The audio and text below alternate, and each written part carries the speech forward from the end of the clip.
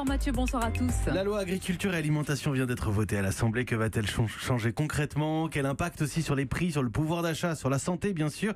Votre invité Sonia fait partie du gouvernement. C'est Stéphane Travert, le ministre de l'Agriculture et de l'Alimentation. Bonsoir Stéphane Travert. Bonsoir. Vous allez donc encore perdre un collègue de gouvernement dans les prochaines heures?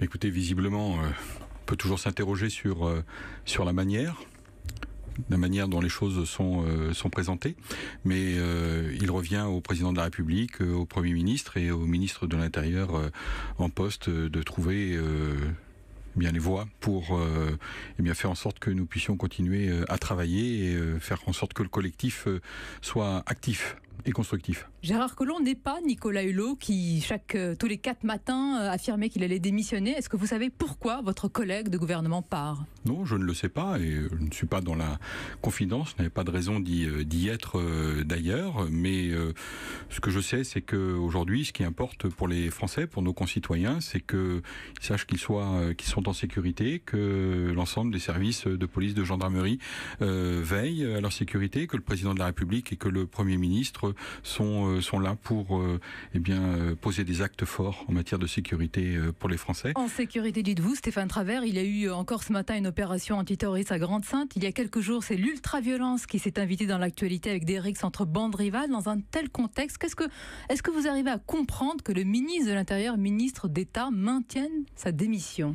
Nous avons besoin aujourd'hui d'assurer l'autorité de la République, l'autorité du Elle en a pris un sacré coup quand même. Et ce n'est pas, je dirais, en lien avec la personnalité du ministre de l'Intérieur. Aujourd'hui, il y a un ministre de l'Intérieur, un gouvernement qui travaille pour la protection des Français. Et le Premier ministre a dit cet après-midi à l'Assemblée qu'il ferait des propositions au président de la République. Moi, ce qui m'importe, c'est que le collectif continue à travailler, c'est que la feuille de route du président de la République soit portée. Il y a le fond, bien sûr, on va en parler avec votre loi, mais il y a la forme, les manières. Et vous vous êtes interrogé, vous l'avez dit en début d'interview, Stéphane Travert, on doit s'interroger sur les manières. C'est une forme de politique spectacle aujourd'hui, annoncer sa démission dans les médias, via la presse? S'interroge sur la manière, parce que d'habitude, il y a aussi un mode d'action quand on présente sa démission. Ça s'appelle le respect du président de l'autorité de l'État, qui nomme